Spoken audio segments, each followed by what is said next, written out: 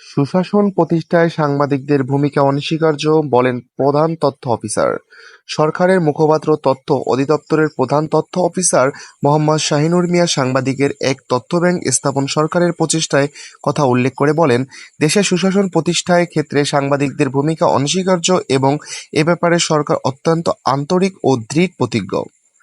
তিনি আজ তথ্য অধিদপ্তর ঢাকা কর্তৃক আয়োজিত সুশাসন প্রতিষ্ঠার নিমিত্ত অংশীজনদের অংশগ্রহণমূলক এক সভায় প্রধান অতিথির বক্তব্যে একথা বলেন। তিনি আরও বলেন, বাংলাদেশের মতো জনবহুল দেশ শতভাগ সুশাসন প্রতিষ্ঠা কষ্টকর হলেও সরকার তার বাস্তবায়নে আন্তরিকভাবে কাজ করে যাচ্ছে। অতিরিক্ত জেলা প্রশাসক রুম্পা শিকদার সভাপতিত্বে বিভাগীয় সরকারের গ্রন্থাগার মিলনায়তনে অনুষ্ঠিত সভায় প্রধান আলোচক হিসেবে তথ্য অধিদপ্তর ঢাকার সিনিয়র উপপ্রধান তথ্য অফিসার মোহাম্মদ আব্দুল জলিল, বিশেষ অতিথি হিসেবে বক্তৃতা প্রদান করেন অতিরিক্ত পুলিশ সুপার মেহেদী হাসান, শহীদ আব্দুর রব সিনিয়রবাদ প্রেস ক্লাবের সভাপতি কাজী Al Mamun, metropolitan press club সভাপতি কাজী আবুল কালাম আজাদ প্রমুখ। এছাড়া অন্যান্যদের মধ্যে উপপ্রধান তথ্য অফিসার মোহাম্মদ জাভেদ ইকবাল, তথ্য অধিদপ্তর ঢাকা এর সিনিয়র তথ্য অফিসার পরীক্ষিত চৌধুরী বক্তৃতা করেন।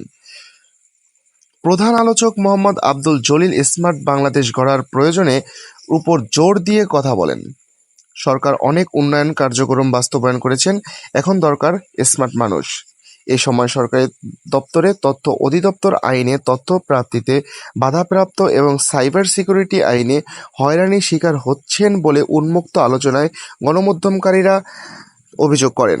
তারা এ ব্যাপারে সরকারের সহযোগিতা কামনা করেন।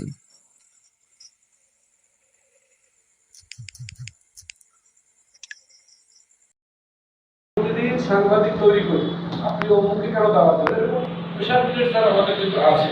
এই জায়গা থেকে আমাদের একটা প্ল্যাটফর্মে আসা দরকার। সবাই বরিশালকে ভালোবাসে, বরিশালকে মনে করি সাংবাদিকদের স্যার অবশ্যই একটু দরকার, একটা প্ল্যাটফর্মে আসা দরকার। তাহলে আমার মনে হয় কাজটি আরো সহজ হবে। ধন্যবাদ। ধন্যবাদ আপনাকে। আমার মনে হয় যে আমরা আলোচনা এখানে শেষ করতে পারি। আমাদের